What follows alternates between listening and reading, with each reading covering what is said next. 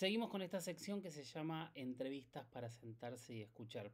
Y hoy voy a hacer algo que es una ampliación de una entrevista que ya sacamos en la sección Archivos OVNIs, que es esta sección que hizo History con algunas de mis entrevistas, de acortarlas y de hacer fragmentos, que es la entrevista con la doctora Antígona Segura, que es esta astrobióloga mexicana que yo creo que realmente es para sentarse y escucharla, porque es una entrevista realmente asombrosa. Yo creo que es una persona que cualquier ser humano que esté planteando y analizando buscar o tratar de entender las posibilidades de vida extraterrestre, tiene que escuchar a esta doctora. Realmente tiene unos conceptos que yo les juro que les va a sorprender.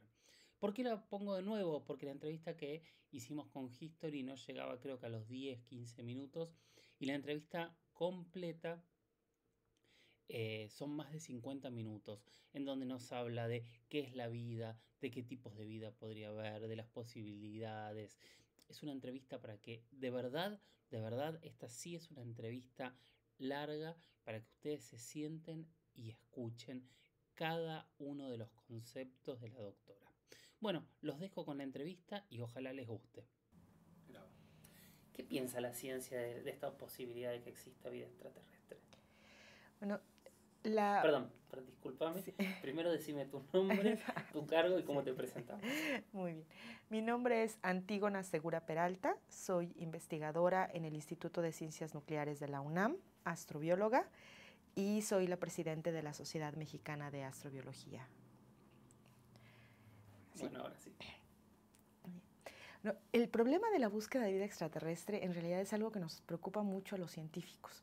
La cuestión es que nos tardamos en consolidarlo porque requiere una gama de conocimiento que no teníamos hasta hace 10, 20 años. Había muchas cosas que desconocíamos acerca de los planetas, del sistema solar, de planetas alrededor de otras estrellas.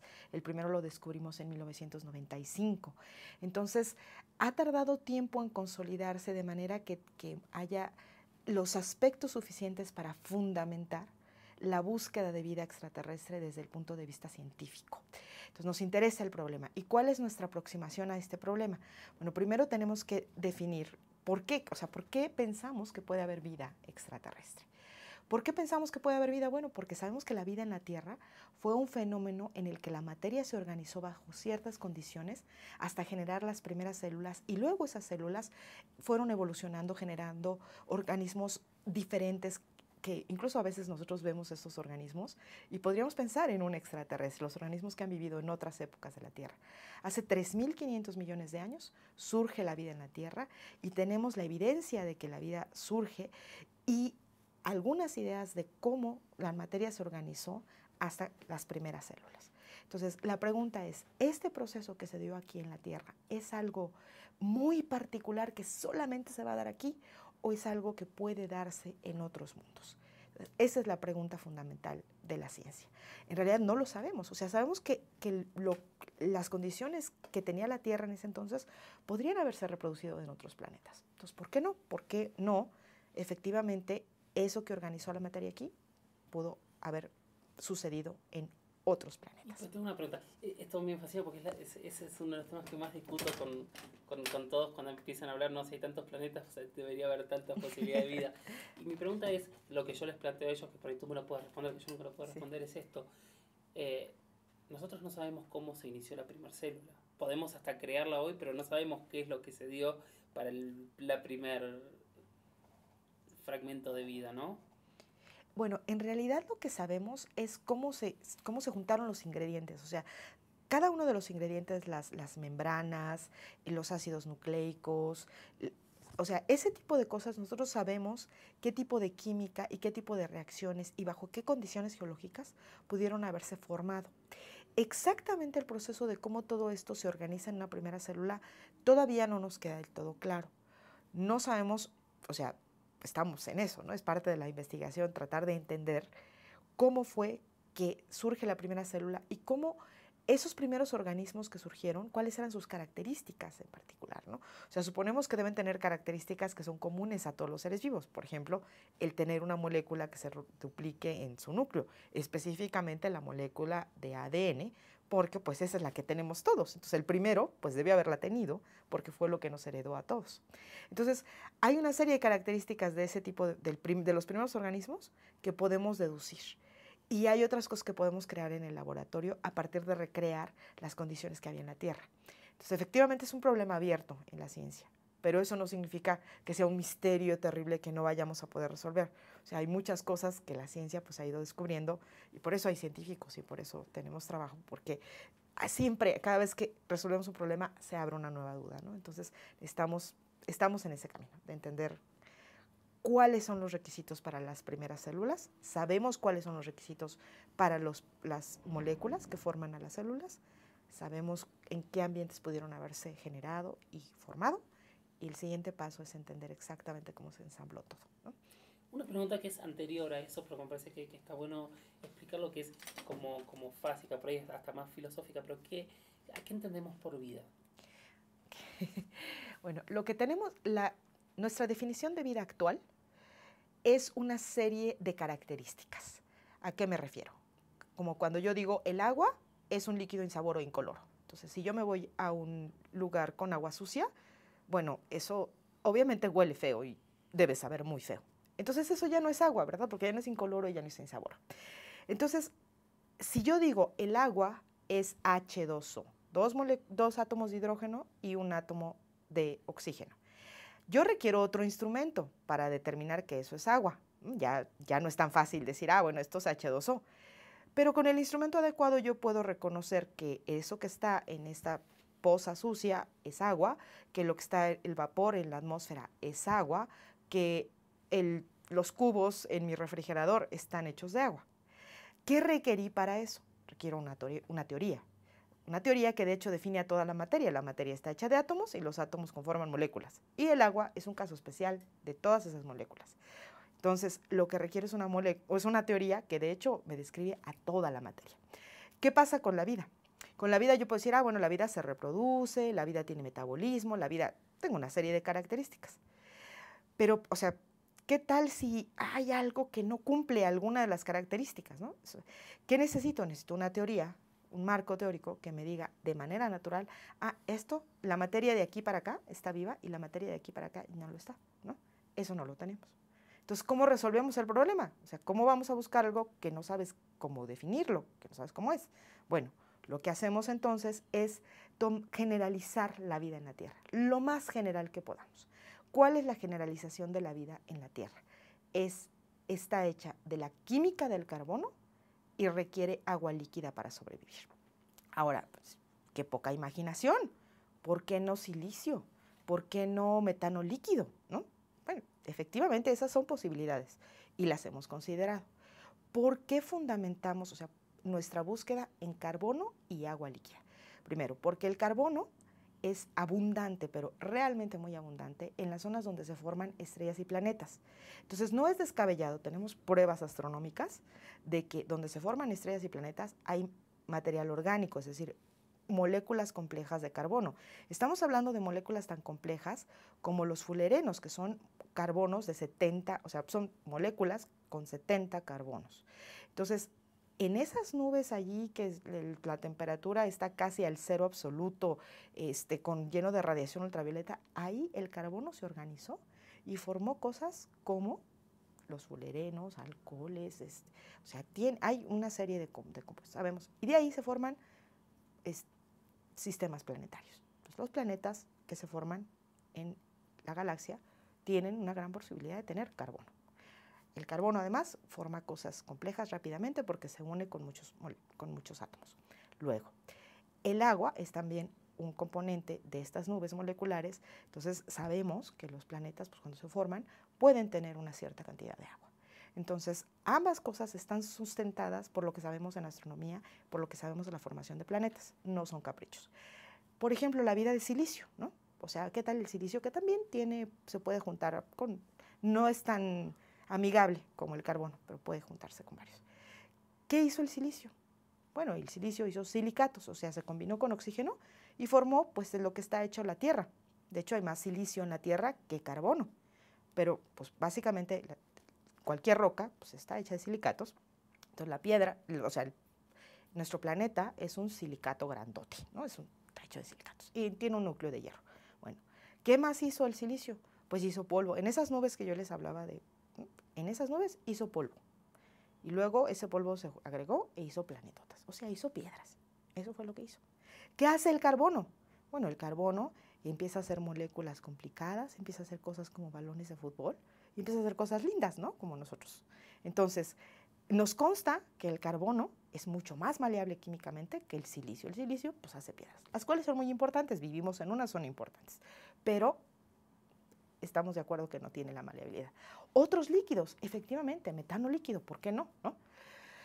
La cosa es que necesitamos un líquido que aguante un rango grande de temperatura siendo líquido. Si yo estoy generando vida y de repente hay un cambio climático en el planeta y se enfría, ya congelé todo. O lo caliento y evaporo todo y ya se arruinó la cosa. Entonces, el líquido que tiene un rango más amplio en el que está líquido, de temperatura en el que está líquido, pues es el agua. Y es abundante, más abundante que el metano. ¿No? Es más difícil que el metano esté líquido a que el agua esté líquida, bajo las condiciones que conocemos en los planetas. Entonces, son dos suposiciones, agua líquida y carbono, que están sustentadas en cuestiones astronómicas. Y además, pues en el ejemplo de la Tierra. Lo que suponemos es que la Tierra no es un caso especial, sino que es algo común. Y si estamos pensando en los mismos elementos, ¿no? ¿Deberíamos pensar que de haber vida debería ser una vida similar en todos lados? A ver, hay que tener cuidado con eso de similar. O sea, el carbono puede hacer muchísimas cosas. Entonces, una vez que el carbono se estructura, bueno, no tenemos idea de hacia dónde va, ¿no? La vida es un proceso que a los biólogos les gusta usar esta palabra contingente. O sea, ¿qué significa eso? Básicamente que depende de cualquier cosa. Si hay un pequeño cambio mínimo, todo cambia. Entonces, no tenemos idea cómo van a ser esos organismos. ¿Van a tener ADN? Pues seguramente no. O sea, hay muchas posibilidades de moléculas autorreplicantes. Entonces, definitivamente, o sea, algo que podemos asegurar es que no tenemos idea cómo van a ser. A menos que nos manden una foto, no sabemos cómo van a ser. Lo que sí, o sea, porque el carbono da todas esas posibilidades, eso es lo maravilloso. Y la historia de cada planeta va a ser tan particular. El color de su sol, la cantidad de radiación ultravioleta que recibe, si tiene impactos, qué tantos impactos tiene, la distribución de la tierra y el agua, todo eso va a generar una historia particular de la vida de cada planeta y no podemos saber, o sea, no podemos asegurar que va a haber animales, plantas, nada de eso podemos asegurarlo, porque eso es un resultado particular de la historia de la Tierra. Entonces, eso no podemos asegurarlo ni saberlo hasta este momento. Y hace rato me hablabas de las características en las que se formó la vida en la Tierra. ¿Ya se conocen planetas que tienen características similares? Bueno, tenemos el primer planeta que sabemos que fue similar a la Tierra es Marte. Entonces, Marte es, y además está aquí al lado, ¿no? Está a unos cuantos millones de kilómetros de distancia, entonces nos lleva 6 meses llegar ahí, así que es muy rápido. Entonces, digo, comparado con, no sé, 6 años en llegar a Júpiter, ¿no? Entonces, bueno, a ver, Marte es un planeta que sabemos tuvo agua líquida sobre la superficie. Para eso se necesitan dos cosas. Se necesita presión para empujar, para empachurrar el agua y que esté en estado líquido y no gaseoso. Y la otra es una temperatura más alta, o sea, una temperatura por arriba del punto de congelación del agua. ¿Cómo sucede eso? Bueno, pues con una atmósfera. La atmósfera da presión y además la atmósfera tiene gases de efecto invernadero que calientan la atmósfera. Entonces sabemos que Marte tuvo una atmósfera más grande, porque pues, tuvo agua líquida, para eso debió haber tenido una atmósfera más grande. La fue perdiendo eventualmente, porque es un planeta muy pequeñito, que gravitacionalmente, o sea, su gravedad no puede retener la atmósfera, la perdió. Pero mientras tuvo esa atmósfera, pues Marte era un planeta como la Tierra hace 3.500 millones de años, que fue cuando la Tierra empezó a generar los primeros organismos vivos. Entonces, Marte era un planeta donde había agua líquida, había volcanes, había una atmósfera de dióxido de carbono y nitrógeno, que era la atmósfera original de la Tierra también, ¿no? La atmósfera actual es la contaminación de los organismos vivos. La atmósfera original de la Tierra era dióxido de carbono y nitrógeno. Y esa era la misma atmósfera de Marte. Entonces, sí, conocemos un planeta que tuvo las condiciones de la Tierra, solamente que las perdió. Y tuvo las mismas condiciones justamente cuando en la Tierra surgía la vida. No sabemos si en Marte hubo vida o no. Planetas alrededor de otras estrellas, los que llamamos exoplanetas, bueno, ahorita podemos saber dos cosas de esos planetas. Podemos saber básicamente su masa, su radio y la distancia a su estrella. Tres cosas: distancia a su estrella, masa y radio. En algunos casos particulares, depende del tipo de técnica con el que observamos. Hay una técnica que nos da masa y hay otra técnica que nos da el radio del planeta. Si nosotros juntamos esos dos, tenemos la densidad del planeta y podemos más o menos decir de qué está hecho. Si es un gigante como Júpiter, gaseoso, si es una piedrita como la Tierra, ¿no? O si es algo como Neptuno, que es un gigante helado, se le llama, ¿no? Que están hechos de agua helada. Entonces, podemos más o menos saber de qué están hechos y a qué distancia del planeta, de la estrella están. Con eso podemos darnos una idea de su temperatura en un principio. Porque, por ejemplo, la temperatura de la Tierra con atmósfera es diferente a sin atmósfera, ¿no? Por los gases de efecto invernadero. Entonces, no sabemos si esos planetas tienen agua, no sabemos si tienen atmósfera, ¿no? O sea, sabemos que el radio puede ser parecido al de la Tierra o la masa puede ser parecida a la Tierra. O si sabemos las dos cosas, masa y radio, sabemos que la densidad puede ser parecida a la de la Tierra. Nada más, no sabemos nada más. Entonces tenemos una lista de planetas potencialmente habitable, porque tal vez, quizás, dado que tienen un tamaño, una densidad parecida a la de la Tierra, puede ser que tengan una atmósfera y que tengan agua líquida. Puede ser. Eso no lo sabemos. Necesitamos nuevos instrumentos para poder observarlos y entonces poder determinar si tiene una atmósfera y de qué está hecha esa atmósfera o de qué está constituida su superficie. Nos falta. Entonces tenemos planetas similares a la Tierra en masa o en radio. Entonces no imaginen un lugar con bosques, ¿no? Uno piensa, es como la Tierra, ¿no? Entonces ya uno ve la esfera azul con verde, ¿no? No, es un planeta que tiene pero Venus tiene la masa más o menos parecida a la Tierra. ¿Y qué es? Es una bola con dióxido de carbono donde la temperatura está arriba de los 450 grados centígrados. Es un horno, ¿no? Con nubes de ácido sulfúrico. Entonces, eso no es un mundo habitable, pero ni de gracia. Y es parecido a la Tierra. Es un mundo terrestre. Está hecho de roca, ¿no? Y tiene el tamaño. Entonces, no podemos especular mucho más acerca de los planetas alrededor de otras estrellas que son similares a la Tierra en tamaño o en masa.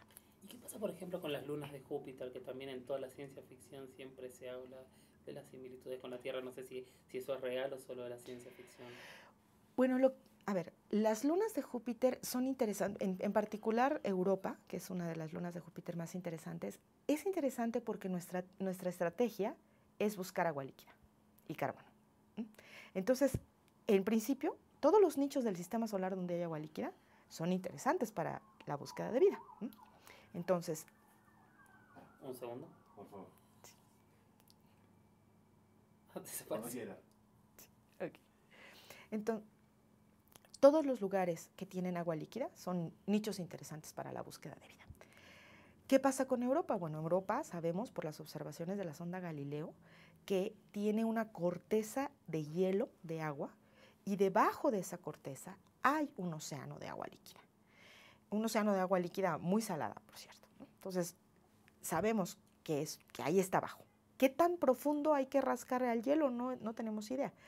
Entonces, la idea es que puede ser posible que en el fondo de este océano, ¿no?, haya, por ejemplo, volcanes como los que hay en el fondo fondo marino, las ventilas hidrotermales. En esas ventilas hidrotermales, en esos volcanes, hay un montón de organismos que básicamente todos están fundamentados por la vida de las bacterias que comen azufre. Entonces, hay bacterias que comen azufre y luego a partir de lo que ellas producen se alimentan todos los demás. Entonces, hay un ecosistema ahí precioso. Bueno, ¿qué pasa si acá tenemos este fondo marino y hay también volcanes, ¿no?, alimentados por la energía del interior de la Luna, Europa, y van saliendo los gases minerales y de ahí se alimenta la vida. Es una posibilidad. Eso realmente no resuelve, da un paso muy grande, porque no resuelve cómo se origina la vida ahí. Hay algunas especulaciones porque podemos formar algunos compuestos interesantes con la radiación que viene del planeta Júpiter y que impacta los hielos. Se puede formar una química interesante y cosas así. Hay algunos estudios al respecto. Si hay vida o no, no lo sabemos. ¿Qué tenemos que hacer? Pues mandar una sonda ya y meter, ¿no? El problema, claro, es meter la sonda y luego que esa sonda nos diga qué hay allá abajo en ese océano oscuro. Mandar basura pues no tiene sentido. O sea, el chiste es que saque la antenita y que se logre comunicar con nosotros de regreso y nos diga, encontré, o aquí no hay nada, ¿no? Entonces, es un reto tecnológico, se está trabajando en eso, pero es un reto tecnológico. Es una posibilidad. Otra posibilidad aún más extraña es una luna de Saturno, que se llama Titán. Esa sí es una posibilidad extraña, porque ahí es una bola naranja, que se ve súper aburrida de lejos, porque es una bola naranja tal cual. Pero ese material naranja es de hecho material orgánico que se está formando a partir de la combinación del nitrógeno de la atmósfera y del metano de la atmósfera. Entonces, el metano es CH4, ¿no? Entonces carbono y 4 átomos de hidrógeno. Ese carbono con el nitrógeno se combina y el hidrógeno del metano se combinan y forman unas cosas que se llaman tolins, que son como el polvito para los que vivimos en las grandes ciudades, ¿no? Sabemos que se forman estos polvos, ¿no? que además no dejan que pase la luz, ¿no? O sea, uno en sus ciudades pues ya no puede ver la montaña de allá y eso cuando hay mucha contaminación. Eso mismo pasa en Titán. Entonces, esta niebla es tan densa, refleja la luz naranja, entonces vemos todo naranja y no nos deja ver la superficie. Pero ya la vimos gracias a Cassini, que llevaba adentro de ella, esta sonda llevaba adentro de ella otra que se llama Huygens. Huygens descendió y Cassini giró alrededor. ¿Qué encontramos? Bueno, encontramos una superficie helada de agua, o sea, pero congelada. 180 grados centígrados bajo cero. Entonces ahí las piedras están hechas de agua, o sea, el agua es dura. Pero hay metano, hay lagos de metano, y ese metano se evapora, forma nubes, llueve, genera dendritas como los ríos aquí en la Tierra, ¿no? Hay volcanes que son criovolcanes, es decir, sacan hielo en vez de lava. Hay dunas enormes de este material de la atmósfera que se va depositando, y hay dunas gigantescas, dunas naranjas, ¿no? Pero no es arena de silicatos, es arena de material orgánico, ¿no? Entonces, estamos en un mundo donde hay un líquido, donde hay material orgánico, ¿no? ¿Podría la vida surgir ahí? No tenemos idea. ¿Cómo sería esa vida? Esa vida en criogenia, ¿no? Porque todo es 180 grados centígrados bajo cero. Deben estar muy abrigados. Seguramente tienen un buen abrigo, pero no tenemos idea. Entonces, esa es una posibilidad interesante. Una pregunta, ¿cuál es la diferencia entre materia orgánica y vida? Bueno, la materia orgánica es cualquier cosa hecha de carbono, ¿no? Más allá de metano, o sea, más complicada que el metano. Entonces son cadenas de carbono o anillos de carbono. La vida en particular requiere algunos compuestos orgánicos, ¿no? Pero, digamos, la química orgánica es muy, muy amplia. El carbono puede hacer un montón de cosas. La vida en particular usa 20 aminoácidos, todos ellos son casos particulares de compuestos orgánicos, requiere, bueno, con esos aminoácidos se hacen proteínas. Entonces, digamos, la química orgánica es lo general y la vida utiliza ciertos compuestos orgánicos, ¿no? Y produce ciertos compuestos orgánicos. Estamos hablando de las posibilidades, okay. Estaba terminando con lo que era Titán, pero quería diferenciar eso. Claro. Bueno, entonces, el caso de Titán es un caso particular para el que todavía no tenemos respuesta, necesitamos seguirlo estudiando. Y el caso de Europa, ¿no? Bueno, es un lugar donde hay agua líquida. Y también se ha deducido, creemos que puede haber, o sea, tenemos evidencia, ¿no? No es que creamos como una fe, sino que tenemos evidencia de que, por ejemplo, la luna Encelado podría tener esta luna sí es de Saturno también, que podría tener ciertas zonas con agua líquida. Entonces, sabemos que hay otras lunas que básicamente están hechas de hielo, roca, que podrían tener ciertas zonas dentro de ellas que pueden tener agua líquida, pero Ganímedes, ¿no? Pero no sabemos hasta ahorita a ciencia cierta si puede haber vida o no. O sea, simplemente decimos, bueno, son nichos posibles porque hay agua líquida y nuestra búsqueda está fundamentada en la presencia de agua líquida. Una pregunta. Igual las temperaturas estas que hablabas de 450 grados, de 180, es algo que si hubiese una atmósfera se podría controlar o depende directamente de la distancia a la estrella. La temperatura de un planeta depende de la distancia a la estrella y de la atmósfera, de cuál es la composición atmosférica. Entonces, Venus efectivamente está muy cerca del Sol, pero no es por eso que tiene una alta temperatura. La razón por la que tiene una alta temperatura es porque tiene una atmósfera, que es 90 veces la atmósfera de la Tierra, de puro dióxido de carbono. Y ese es un gas de efecto invernadero, como todos sabemos, que es muy efectivo. Entonces, eso es suficiente, o sea, esa superatmósfera es suficiente para que tengamos un planeta que está a 450 grados centígrados.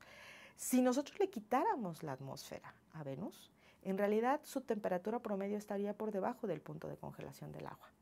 No estaría tan caliente. Tendría que estar pegado a su estrella, así, pegadito más como Mercurio, para estar muy caliente. A esa distancia de la que está del Sol, estaría congelado si no fuera por esa atmósfera de dióxido de carbono. Ahora, si nos vamos alejando, llega un momento en que no hay atmósfera que te caliente. O sea, si te alejas mucho de la hoguera, aunque te pongas el abrigote más grande, vas a estar congelado. Entonces, si uno se va más allá de la órbita de Marte, ya no importa cuántos CO2 le pongas o cuántos gases de efecto invernadero le pongas al planeta, ya no va a estar caliente.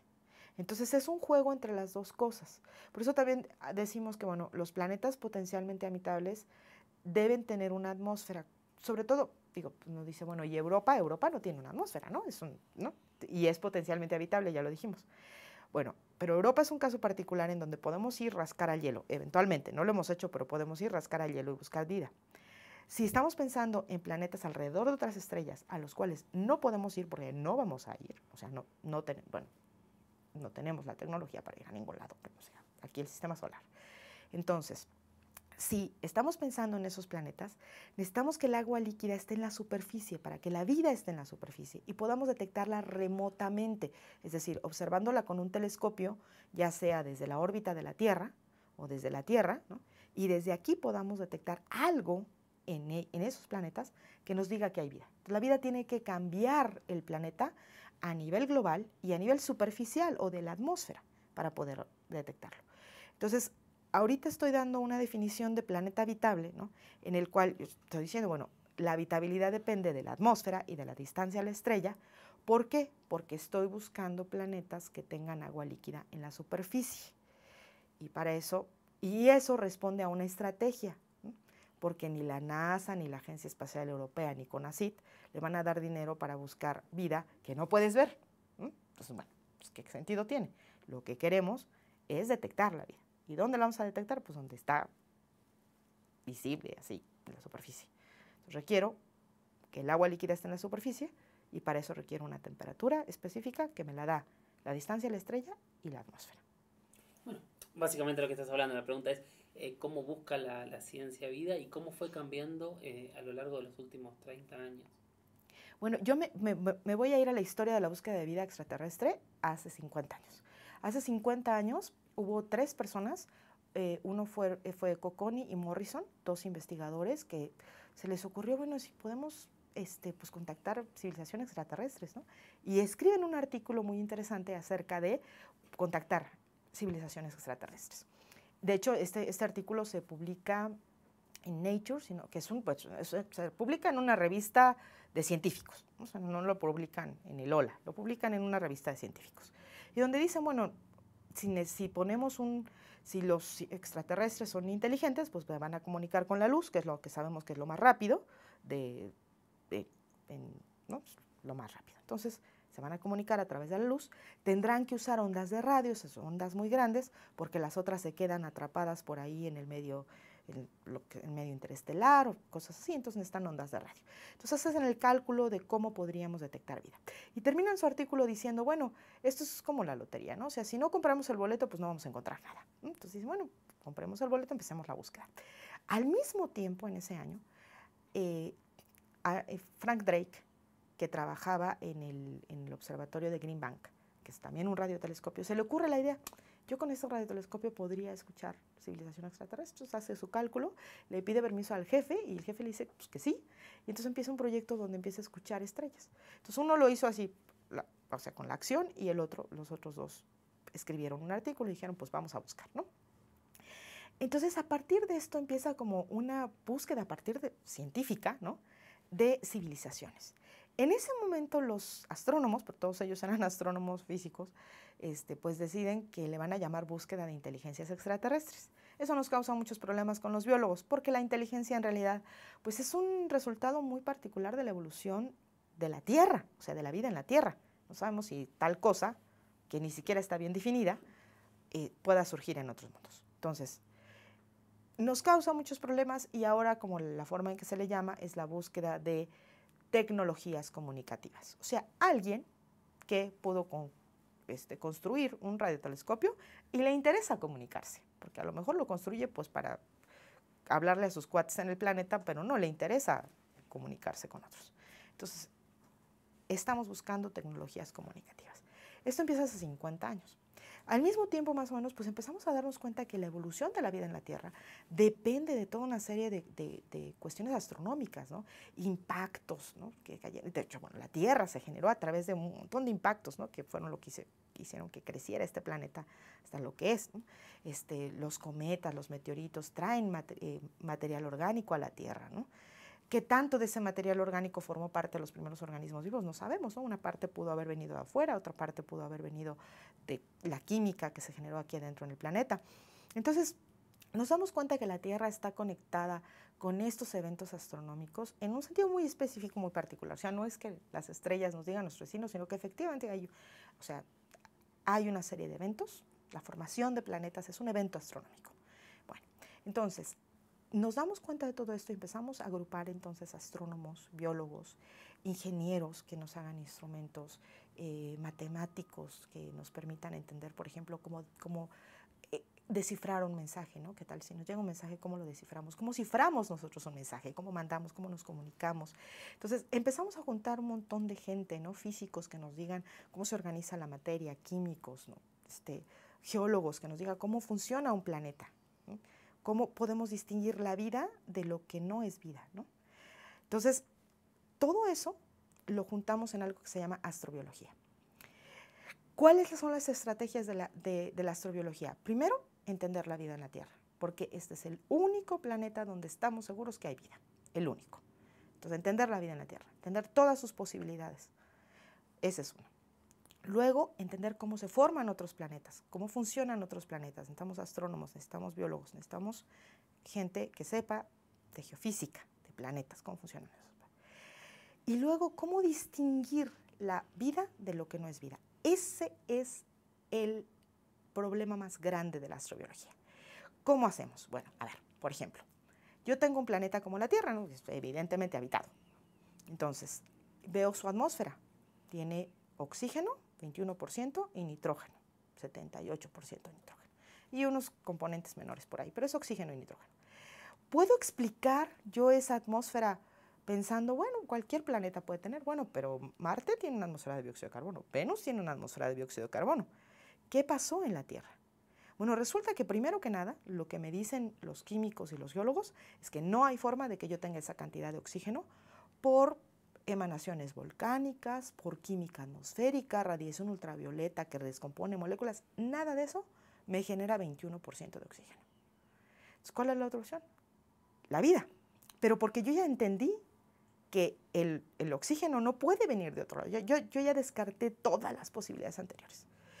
¿Qué pasa con la vida? Bueno, hace 2.500 millones de años, la vida surge hace 3.500 millones de años. 2.500 millones de años, o sea, 1.000 millones de años después de que la vida surgió, surgen estas bacterias que se llaman cianobacterias, que son capaces de producir oxígeno. Entonces, toman el dióxido de carbono, toman el agua, agarran del dióxido de carbono, agarran el carbono, del agua agarran el hidrógeno, utilizan la luz para juntarlos a los dos y generar su comida, y les sobra el oxígeno. Entonces botan el oxígeno, es su desecho. El oxígeno es el desecho de estas bacterias. Y cambian el planeta. Y lo cambian a tal grado que esto le llaman el holocausto de oxígeno. Es como le llaman los biólogos, un holocausto. ¿Y por qué fue un holocausto? Porque los bichos en ese entonces pues no utilizaban oxígeno, O2, ¿no? Lo que utilizaba era dióxido de carbono, azufre, hidrógeno, que es lo que utilizan muchos organismos hoy en día, organismos microscópicos. Entonces, ¿qué fue lo que sucedió? Empieza el oxígeno a elevarse y el oxígeno pues oxida, ¿no? Y eso ya lo sabemos todo, por eso nos tomamos nuestras pastillitas antioxidantes. ¿Qué significa eso? Pues que se combina con todo, destruye la materia orgánica. Y si estamos hechos de materia orgánica y destruye eso, pues no es bueno para un organismo vivo. Pero la vida se adapta al oxígeno y se da cuenta que esta capacidad del oxígeno de combinarse con todo el mundo, de hecho, puede servirle para sacar energía del oxígeno. Entonces podemos sacar suficiente energía como para mantener una maquinaria muy grande, la maquinaria de los organismos multicelulares.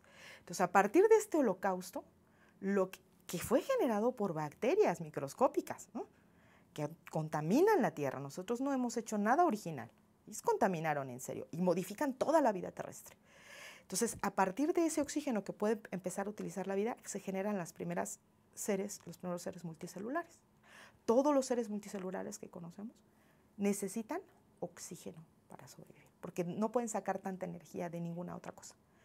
Entonces, las bacterias, estas cianobacterias, generan la atmósfera que conocemos hoy en día. La mitad del oxígeno que respiramos viene de las cianobacterias. La otra mitad viene de las plantas grandotas, ¿no? Verdes, que hay que cuidar también, ¿no?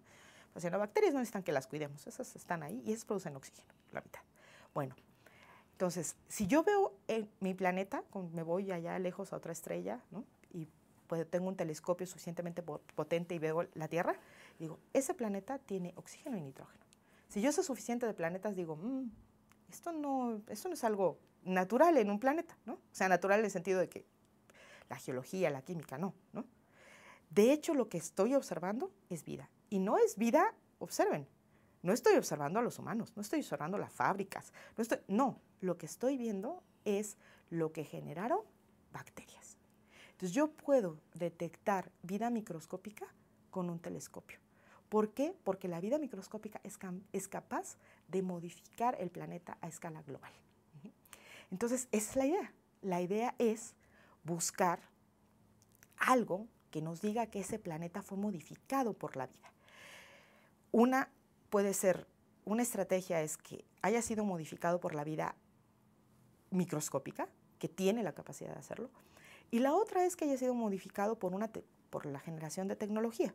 Esos son los proyectos que se les llama SETI, S-E-T-I. Esos son los proyectos que se llaman SETI. Hay una búsqueda en ese sentido. Está el Instituto SETI, que son investigadores profesionales, es decir, no es algo que la NASA tenga oculto debajo del colchón, es algo que hacen investigadores profesionales. Hay también algunos astrónomos amateurs que también hacen ese tipo de búsqueda con radiotelescopios.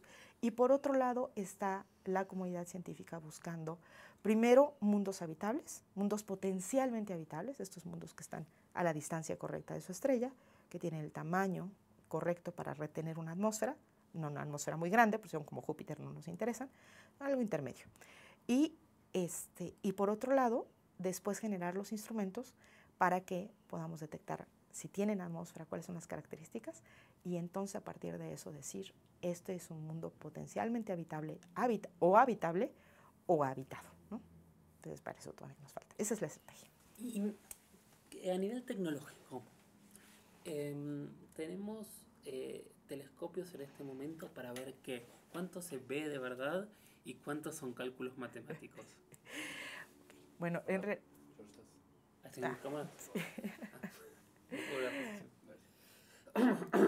¿Cómo detectamos exoplanetas? A ver, tenemos básicamente 3 métodos para detectar exoplanetas. Hay otro par por ahí, pero digamos los principales. Uno es ver cómo el planeta jalonea a su estrella. No vemos el planeta, vemos que la estrella va y viene.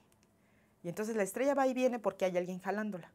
Eso puede ser otra estrella o otro planeta. Pero podemos calcular la masa del objeto que está jaloneando a la estrella y la distancia. Entonces podemos detectar el exoplaneta a partir de lo que le hace a la estrella. No hemos visto el planeta. Ese es un método, el de velocidad radial. Medir la velocidad de la estrella, cómo viene y va, porque la están jalando gravitacionalmente. La otra es decir, bueno, ¿qué pasa si pasa en planeta frente a la luz de la estrella, entonces la bloquea un poquitito, un 1%, es una nadita, ¿no? Pero, y claro, entre más grande sea el planeta de radio, ¿no? O más cerca esté de su estrella, pues más va a bloquear luz de la estrella. Entonces yo puedo ver que se bloquea la luz de la estrella, pues dirá, ahí está pasando alguien enfrente. Otra vez podría ser una estrella, ¿no? Una estrella que pase rozando, ¿no? O algo así. Entonces, ese es un candidato a exoplaneta. O sea, ni siquiera puedo decir que ese es un exoplaneta, es un candidato. Cuando lo observo por el otro método, el de velocidad radial, ya digo, tiene una masa que sí es suficientemente chiquita para ser de planeta. O sea, no es una estrella, ¿no? Es un planeta. Bueno, entonces, ese es el método de tránsito que pasa, es un eclipse, básicamente, el método de tránsito. Otra vez, no estoy viendo el planeta, estoy viendo a la estrella y lo que el planeta le hace a la estrella. La otra es la imagen directa. Ahí sí, yo tomo la fotografía del planeta. ¿Cuál es el problema? Bueno, el problema es que los planetas y las estrellas están muy cerca. Y uno dice, bueno, pues el Sol está aquí a 150 millones de kilómetros, está lejos, ¿no? Claro, pero si yo agarro el sistema Tierra-Sol, ¿no? Y me empiezo a alejar, ¿no? Entonces yo voy a ver cómo se van a acercar, ¿no? Cómo se van cada vez, hasta que llega un momento que están pegados, básicamente. Y están pegados al punto de que es como tener un faro al lado de un insecto. Entonces, si yo tengo el farote, ¿no? Imagínense un faro de estos de los que alumbran a los barcos, ¿no? Tengo ese faro y al lado tengo un insecto, pues a menos que apague el faro, yo no voy a ver al insecto porque la luz del faro es tan intensa que pues, me ciega básicamente. Y eso le pasa al instrumento también. O sea, el instrumento detecta la luz del faro, que es la estrella. ¿Qué tenemos que hacerlo? Bueno, aquí podemos apagar el faro, ¿verdad? No vamos a hacer eso con una estrella. ¿Qué hacemos? Tapamos la estrella con algún método. Uno de los métodos es el método de interferometría, que se le llama, y el otro método es un método en el que tapo la luz, así, ¿no? Coronografía, o sea, casi que le pongo el dedo, no le pongo el dedo, pero el instrumento tiene algo para bloquear la luz de la estrella. Y ahí entonces ya puedo ver lo que hay al ladito, ¿no? Así se han detectado algunos exoplanetas, muy poquititos, ¿no? Pero claro, estos que tienen, que están muy lejos de la estrella, son grandes y están muy lejos de la estrella, porque nos es más fácil ahorita con los métodos que tenemos, con la tecnología que tenemos, ¿no? Entonces la idea es generar instrumentos que puedan bloquear la luz de la estrella, de tal manera que me dejen ver a los planetas que están ahí cerquita, en esa zona donde un planeta con atmósfera puede mantener agua líquida sobre su superficie, lo que le llamamos la zona habitable. Todavía no tenemos esa tecnología, pero esa es la idea. Entonces, ¿qué tanto hemos visto exoplanetas? Pues hemos visto poquitos. Imagen, tenemos una decena de ellos, ¿no? Detectados, pues ya tenemos como más de 1000, ¿no? Detectados por el método de velocidad radial o por el método conjunto de tránsito y velocidad radial, o sea, bloqueo de luz y jaloneo de la estrella. Por nada más bloqueo de luz tenemos más de 3000 candidatos a exoplanetas, que son los que detectó el telescopio espacial Kepler, que lamentablemente ya no está funcionando, pero tenemos más de 3000 candidatos a planetas. Con esos tenemos muchísimo trabajo que hacer. Están lamentablemente mucho más lejos, o sea, algunos de ellos están muy lejos y no van a poder ser detectados por velocidad radial. Pero se está trabajando en tratar de detectar los más posibles para poder confirmar que efectivamente son planetas y después de ahí pues escoger cuáles son exoplanetas habitables, ¿no? ¿Qué tan lejos podemos llegar? Bueno, nuestra galaxia es una especie de huevo, ¿no? Así, bueno, abre uno el huevo y pues, ¿no? Se desparrama. Entonces está la yema, que es el centro, y está él. Entonces si uno la ve de lado, pues se ve plana. Si uno la ve desde arriba, pues se ve como un círculo, ¿no? Con la yemita. Bueno, ese círculo tiene un diámetro de 100.000 años luz. A la luz le toma 100.000 años de un lado al otro de la galaxia. Bueno, los planetas que podemos ver, los exoplanetas que podemos ver, están los más lejanos como a 3.000 años luz de distancia, ¿no? O sea, esos contra 100.000 años luz de toda la galaxia. Eso es la vecindad solar, lo que los astrónomos llamamos la vecindad solar, aquí cerquita. Hay un caso por ahí, algunos casos que son detectados por otro método que se llama lente gravitacional, que podemos detectar cosas más lejos, pero esa es una detección que se hace solamente una vez, no podemos estudiarlos después. Los exoplanetas que podemos estudiar y que podemos detectar ahorita están aquí a la vuelta de la esquina. Entonces, ni siquiera podemos explorar toda la galaxia. Y esa es la forma en que los hemos detectado hasta ahorita, a partir del efecto que producen en su estrella. Y más allá de las teorías, entonces, ¿se ha detectado algún planeta habitable? O por esto, más allá de todo esto de lo difícil que es, ¿hay alguno que se haya detectado que pueda ser habitable? Tenemos planetas potencialmente habitables, que tienen ya sea la masa o el radio similar a la Tierra, o mejor aún, la combinación de masa y radio nos da una densidad que nos dice que hay un material similar al de la Tierra, es decir, silicatos y hierro, nada más. Y algunos están a la distancia de su estrella. Bueno, era esto, terminar de definir qué sabemos realmente, o sea, más allá de todo que yo entiendo que toda la astronomía se basa... ¿Cómo? Nada, que se basa mucho en hipótesis y en teorías, qué es lo que sabemos, lo que necesita el ser humano común, ¿no? ¿Qué necesitamos, qué sabemos concretamente, qué tenemos datos, qué hemos visto que puede llegar a ser? Eso era lo que hablamos. ¿Qué sabemos hasta ahorita? Lo que sabemos es que hay un montón de exoplanetas allá afuera, planetas alrededor de otras estrellas. Y la variedad de ellos nos ha sorprendido. O sea, tenemos planetas que podrían estar hechos de agua, ¿no? Por ejemplo. Y hechos de agua, nosotros pensamos en que la Tierra tiene mucha agua, ¿no? Pero la realidad es una milésima parte de todo el peso de la Tierra es agua. O sea, básicamente la Tierra es un planeta seco. Lo que pasa es que la mayor parte del agua está en la superficie, entonces nos parece como cubre 3/4 partes, uy, es un montón. Pero no es un montón, es una milésima parte de todo el peso de la Tierra. Estamos hablando de planetas que podrían tener el 10% de su peso, el 50% de su peso en agua. Planetas de roca, como piedras grandotas, mucho más grandes que la Tierra, con atmósferas de hidrógeno. ¿No? Planetas hechos de carbono, que la superficie sea como la punta de un lápiz, ¿no? Donde el interior haya diamantes, ¿no? Entonces, tenemos estos planetas donde llueven rocas, planetas rocosos, ¿no? Que están tan cerca de su estrella, que entonces la superficie está por arriba del punto de ebullición de los silicatos. Esto es como tener lava, ¿no? En la superficie todo el tiempo. Y luego, claro, esa lava se evapora, ¿no? Llega a un punto en la atmósfera en donde se vuelve a condensar y lo que llueve son rocas. Entonces tenemos estos mundos increíbles, ¿no? que no habíamos, o sea, que no habíamos imaginado, que la ciencia ficción no nos había dicho que podrían existir. Entonces, claro, todo esto que les estoy diciendo no es porque hayamos visto el planeta, así como decir, les acabo de decir que a lo mejor, o sea, no los hemos visto, sino que a partir de lo que podemos deducir de su masa y su radio, decimos, este necesita material ligero como el agua, ¿no? Este otro debe estar hecho de algo mucho más denso, entonces tiene que ser silicatos o tiene que ser algo todavía más denso, como el hierro, ¿no? Es lo más pesado. El planeta más pesado que podemos hacer más denso, ¿no? Es de hierro. Entonces, podemos definir a partir de esa masa y ese radio, podemos decir, esto puede estar hecho de tal cosa.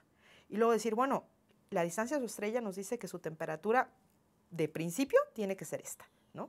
Entonces, claro, ahí podemos decir, bueno, si tenemos esta piedra que está muy cerquita, pues la piedra debe estar a 3.000, 4.000 grados Kelvin, pero no, más o menos como grados centígrados. Tiene que estar a esa temperatura. A esa temperatura sabemos que se funden los silicatos, las piedras. Entonces, podemos hacer una serie de deducciones, ¿no? Entonces, les estoy hablando de deducciones que hacemos a partir de lo que sabemos inicialmente. La masa, el radio del planeta y su distancia a la estrella. Entre toda esa variedad de planetas tenemos como una decena de planetas potencialmente habitables, cuya distancia a su estrella podría ser suficiente para mantener agua líquida en la superficie si el planeta tiene atmósfera. ¿Sabemos si tiene atmósfera o agua? No lo sabemos. Sabemos su masa, su radio, eso sí lo sabemos. Está en un rango en el que no es ni un gigante, ni es una cosita pequeñita que puede perder su atmósfera. Entonces sabemos eso. Nada más. Tenemos planetas potencialmente habitables. No tenemos ahorita todavía un instrumento que nos permita determinar si están habitados o no, si tienen agua, si tienen una atmósfera. Vamos hacia allá. Pero lo que sabemos es una lista de planetas potencialmente habitables. ¿Y a qué distancia de la Tierra están el más cercano de estos planetas? Ay, Dios, no, esa sí es una pregunta. Bueno, no importa, no importa. Y siempre debería saber porque sí, me lo han preguntado antes, pero... De Marte 6 meses. Ah, bueno, Bueno, no, pero Marte, estamos hablando claro, de los exoplanetas. sí, de los exoplanetas, sí, o sea, hay uno en el sistema de Alpha Centauri, pero ese no es potencialmente habitable. Entonces, no sé cuál sea. Hay unos a 20 años luz de distancia, ¿no? 20 años, a la luz le tarda 20 años. Lo cual es un número gigante. Sí, que es el Gliese 581 D. Es un exoplaneta. Bueno. Olviden eso porque... No importa. Y una cosa que no sé si tú la puedes responder o no, pero también es una duda que yo tengo hace tiempo. ¿Podemos recrear o regenerar la atmósfera de la Tierra en Marte? Artificialmente, ¿no? Hay un proyecto de ingeniería planetaria que es el de terraformación. Convertir a Marte en un planeta como la Tierra, ¿no? Como la Tierra en el sentido de que, bueno, sea habitable en general, ¿no? Entonces, ¿qué hay que hacer? Pues calentarlo primero, ¿no? Porque estamos hablando de un lugar donde la temperatura llega a 50 grados centígrados bajo cero, lo cual no es extremo si uno piensa que Titán está a 180 grados centígrados bajo cero y que aquí en la Tierra, en los polos, llegamos a 50 grados centígrados bajo cero. Entonces, no es tan grave, ¿no? Entonces, ¿qué hay que hacer? Pues ponerlo calientito. ¿Cómo lo podemos calentar? Pues con gases de efecto invernadero. Y sabemos calentar un planeta, ¿verdad? Eso lo estamos haciendo muy bien, entonces podemos calentarlo. Pero la cosa es saber cómo le haces para llevar esos gases de efecto invernadero. Y luego, una vez que uno empieza a calentar la atmósfera, se van a empezar a fundir los casquetes polares de Marte, que están hechos de hielos de agua y hielos de dióxido de carbono. Entonces vamos a tener esta retroalimentación de más gases de efecto invernadero del mismo planeta que van a poder generar una atmósfera. Estos cálculos se han hecho, o sea, hay científicos que se han sentado a decir, bueno, a ver, ¿cuánto tiempo nos llevaría si yo caliento el planeta hasta cierto grado que se fundieran estos casquetes y pues tener un planeta con agua líquida en la superficie y con una atmósfera más gruesa? Bueno, se llevaría como 100 años más o menos. Ahora, esa atmósfera sería de dióxido de carbono, ¿eh? O sea, no es una atmósfera respirable para los seres humanos, es una atmósfera de dióxido de carbono. Sería respirable para organismos que utilizan dióxido de carbono, pero no para nosotros, ¿no? El siguiente paso pues, sería generar oxígeno, cosas así, ¿no? Si queremos hacerlo habitable para los seres humanos y no nada más para la vida en general. La vida en general, mucha de la vida en la Tierra no requiere oxígeno, ¿no? Utilizan otras cosas, igual que lo hacía la vida hace 3.500 millones de años, ¿no? Que es algo muy importante, por cierto, aquí entre paréntesis, la vida en la Tierra son los microorganismos. Ellos son los que estaban aquí hace 3.500 millones de años, resistieron cuando hubo impactos, resistieron cuando la Tierra se congeló por completo en lo que llamamos la Tierra bola de nieve. Al menos sucedió 2 veces o 3 veces, no estamos seguros, pero la vida en la Tierra son los microorganismos. Esa es la mayor generalización de la vida en la Tierra. De cada 9 células de los seres humanos, de cada 10 células de los seres humanos, 9 de ellas son bacterias. Entonces, nosotros mismos estamos hechos de bacterias. Entonces, la vida en la Tierra son bacterias. Entonces, la terraformación de Marte correspondería a primero poder llevar bacterias y luego poder llevar ya cada vez organismos multicelulares como líquenes y luego plantas, etc., ¿no? Entonces, sí, se puede hacer. Podríamos convertir a Marte en un planeta habitable otra vez. La cosa es cuánto dinero nos va a costar, porque hay que llevar cosas allá, y no cualquier cosa, hay que llevar, o sea, ya sean máquinas que allá liberen gases de efecto invernadero, o llevar los gases de invernadero desde aquí. Esos son tanques, ¿no? Que hay que llevar. Entonces, no es trivial, es algo que requeriría la organización de todo nuestro planeta, ¿no? Para decir, ok, vamos a utilizar el combustible para hacer habitable allá y luego a ver quién se quiere ir para allá, ¿no? Entonces, ese es un digamos, la parte la parte científica, en el sentido de decir qué necesitamos, está relativamente resuelta. La parte tecnológica no está del todo resuelta. Y no está del todo resuelta porque está enlazada con la parte económica, que tiene que ver cuánto nos vamos a gastar en generar esta tecnología y luego mandarla para allá, ¿no? O hacerla allá. Y esa parte no está en lo absoluto resuelta. Entonces, podríamos, pero quién sabe si lo vamos a hacer. Muchísimas gracias, súper interesante.